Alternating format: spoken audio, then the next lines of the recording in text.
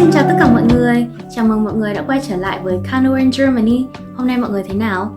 Trong thời gian qua thì mình đã nhận được rất là nhiều những cái yêu cầu làm về những cái chủ đề rất là hay. Và trong những yêu cầu đó thì hôm nay mình xin phép được nói về một chủ đề mà được rất là nhiều bạn quan tâm, nhưng mà không mới, đã được rất là nhiều vlogger khác đã chia sẻ rồi. Thế đó là mình chi tiêu một tháng như thế nào. Thế nhưng mà mình hy vọng là cái sự chia sẻ này của mình sẽ có hữu ích đối với những bạn đang có ấp ủ dự định sang Đức, và cụ thể là sang Hamburg hay là đang ở Đức và ở Hamburg và quan tâm đến vấn đề chi tiêu hợp lý nhé. Mình tạm gọi chi tiêu một tháng của mình là một tài khoản chi tiêu cho ngắn gọn nhé. Thì tài khoản này mình sẽ chia thành các khoản như là một, đó là tiền nhà, thứ hai là tiền bảo hiểm, và đây là cái khoản mà không bao giờ có thể thiếu khi sinh sống ở Đức đó. Thứ ba là chi phí sinh hoạt, trong đó đã bao gồm là tiền ăn này, tiền đi chợ này, tiền mua các vật dụng cá nhân, và bao gồm cả tiền đi chơi, hangout, tụ tập với các bạn bè và hội nhập xã hội á. Và thứ tư là tiền mạng điện thoại. Và thứ năm đó là tiền quản lý nhà trường và đi lại tàu xe, mà tóm gọn một cụm từ chung đó là semester fee hay là Semesterbeitrag. Và 6 là tiền radio. Và lát nữa mình sẽ giải thích rõ hơn về cái khoản này nhá. Đây là cái khoản mà mình đánh giá là kỳ cục nhất trong tất cả các khoản mà mình phải chi trả ở Đức. Và mình nghĩ là có lẽ là đây là cái khoản duy nhất có ở Đức luôn á. Và 7 là mình sẽ đặt các loại còn lại khác vào mục khác. Và đây là gọi là các mục của các chi phí phát sinh. Có nghĩa là đây không phải là chi phí cố định mà mình sẽ phải trả cho mỗi tháng, như là các chi phí như quà sinh nhật này, hay là mua sắm quần áo, hoặc là đi du lịch vân vân.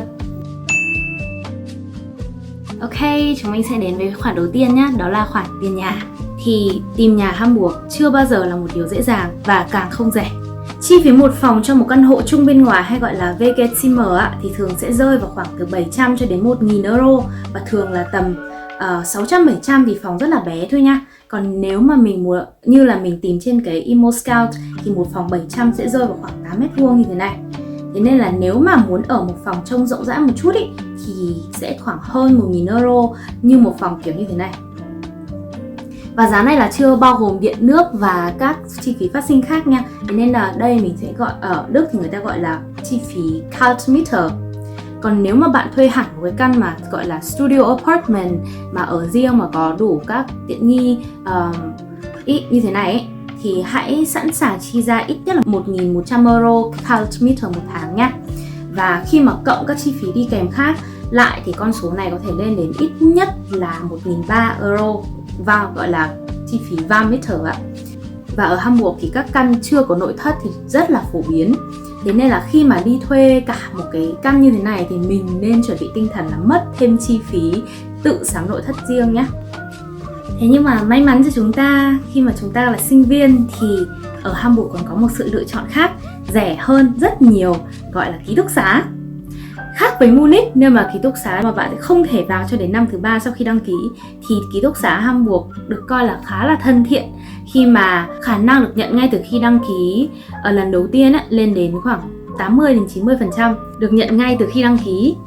Ký túc xá Hamburg thì có rất là nhiều tòa và nằm rải rác khắp thành phố, và nó không trực thuộc một cái đại học nào cả, mà nó thuộc về quyền sở hữu của Studierendenwerk Hamburg, một tổ chức đối tác của tất cả các trường đại học công ở Hamburg, và là nơi hỗ trợ cung cấp nhà ở và cũng như là các dịch vụ căng tin cho sinh viên, và cung cấp chỗ ở và cả căng tin cho sinh viên toàn bang. Đây là trang web của Studierendenwerk Hamburg. Ký túc xá Hamburg thì có tới 50% là du học sinh quốc tế, thế nên là môi trường rất là đa văn hóa, đa ngôn ngữ và rất là năng động. Tuy nhiên là để được nhận vào ký túc xá cũng là một sự tính toán trước 10 bước, vì cầu rất cao mà cung thì thiếu. Thế nên mình khuyên mọi người là hãy đăng ký sớm hết sức có thể nha. Ngày trước khi mình mới lên Hamburg và may mắn được cho ký túc xá xa trường tận 45 phút đi tàu, giống như mình đã chia sẻ vlog từ 2 năm trước thì mình cũng phải đăng ký trước đó tầm 6 tháng, và cũng phải viết một email năn nỉ tầm 1 tháng trước khi chính thức lên học cơ. Chứ những căn gần trung tâm hay là trong trung tâm thì trừ phi bạn cực kỳ may mắn hoặc vào diện đặc biệt như dân tị nạn hay gì đó thì cũng phải đợi tầm 1 năm rưỡi đến 2 năm thì mới được vào. Và để đăng ký thì vào online Bewerbung và điền hết tất cả thông tin người ta yêu cầu như này nha. Ở đây thì chúng mình sẽ được chọn kiểu phòng này, như là căn hộ hay chỉ tìm một phòng đơn, hay là một phòng trong căn hộ thuê chung, vân vân. Ở dưới thì mình sẽ được chọn những căn cụ thể trong các căn của ký túc xá mà mình mong muốn vào ở nha. Còn nếu không có một sự yêu thích cụ thể nào thì mình có thể chọn tất cả các căn ở Hamburg như này. Và tiếp theo thì các bạn chọn trường mình đang theo học, sắp nhập học, rồi thời gian bạn dự định chuyển vào, rồi mức giá cao nhất bạn có thể chi trả và khoảng thời gian bao lâu bạn muốn ở. Ở dưới thì điền thông tin cá nhân, tên họ, ngành học như bình thường. Và cuối cùng thì đừng quên up ảnh chụp cá nhân và giấy tờ lên nhé. Và hiện tại thì mình đang ở ký túc xá ở ngay trung tâm Hamburg, gọi là ký túc xá Berliner Tor, và ở ngay cạnh trường của mình luôn. Và cách công ty mình cũng chỉ có 6 phút đi bộ thôi, rất là thuận tiện. Quay lại chủ đề chính thì so với tiền thuê bên ngoài thì tiền thuê ký túc xá rẻ hơn rất là nhiều và dao động vào khoảng từ 300 cho đến 500 euro một tháng tùy vào size phòng và độ cũ mới của tòa. Thì hiện tại thì mình đang chi khoảng 337 euro một tháng cho tiền nhà nhá. Phòng cũng rộng trung bình với 2 cửa sổ, chung bếp với 3 bạn nữa và chung nhà vệ sinh với 1 bạn. Đối với mình thì đây là một giá cả rất là phải chăng trong tình hình thị trường lạm phát rồi kinh tế lên xuống bất ổn ở Đức như bây giờ ấy. Và tuy nhiên thì ký túc xá chỉ cho phép mọi người ở cho tới lúc tốt nghiệp thôi nha. Thế nên là khi chuẩn bị sắp tốt nghiệp thì bọn mình cũng sẽ phải suy nghĩ đến phương án chuyển nhà ra bên ngoài và sẵn sàng tăng và cũng phải chấp nhận cũng phải lên cái tinh thần là sẵn sàng chấp nhận chi một cái khoản tiền chi phí tiền nhà mà cao hơn gấp đôi, gấp 3. Nói chung là kiểu chi phí tiền nhà tăng lên đáng kể trong cái tài khoản chi tiêu của mình. Tiếp theo đó là tiền bảo hiểm. Ở Đức thì việc chi trả cho bảo hiểm hàng tháng là một điều không thể thiếu để chúng mình có thể được tiếp cận với những đãi ngộ dịch vụ y tế miễn phí.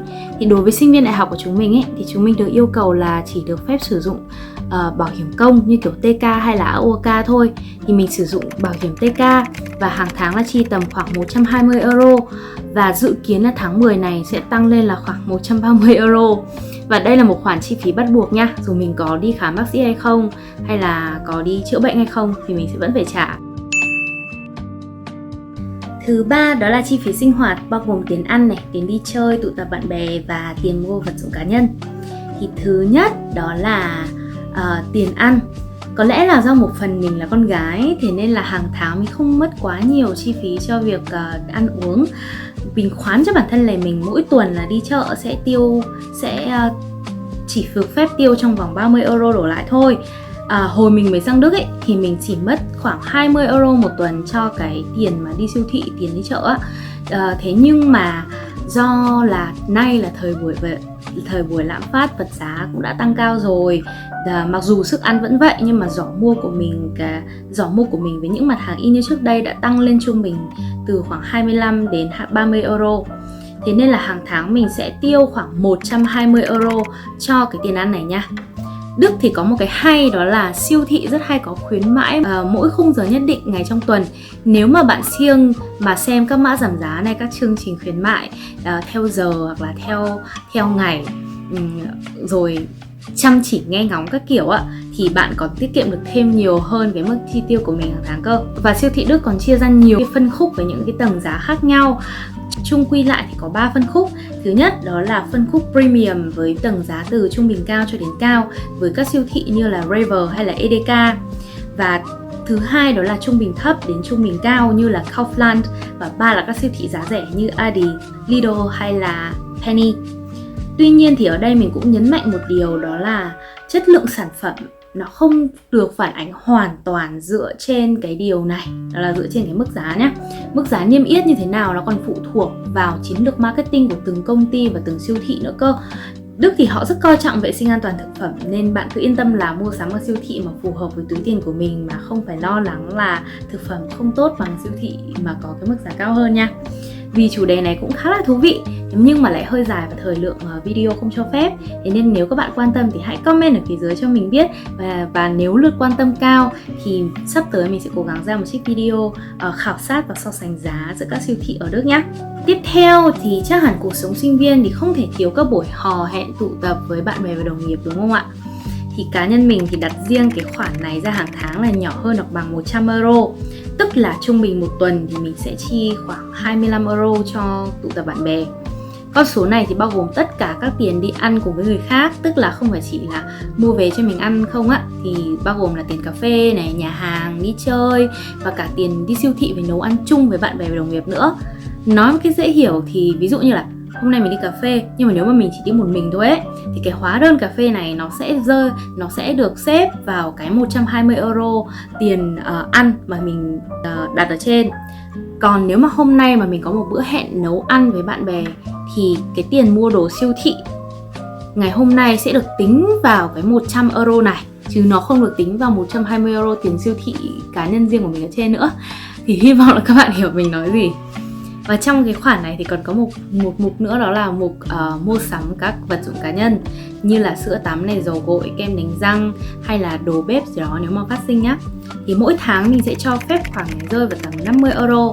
Bởi bình thường mình cũng không phải là người hay mua sắm đồ đạc với cả quần áo nhiều á, kiểu toàn một năm nửa năm thì mình mới mua quần áo mới. Thì nên là hàng tuần cùng lắm là mình sẽ chi mục này cho các khoản như kiểu dầu gội, sữa tắm, kem đánh răng, đồ skincare.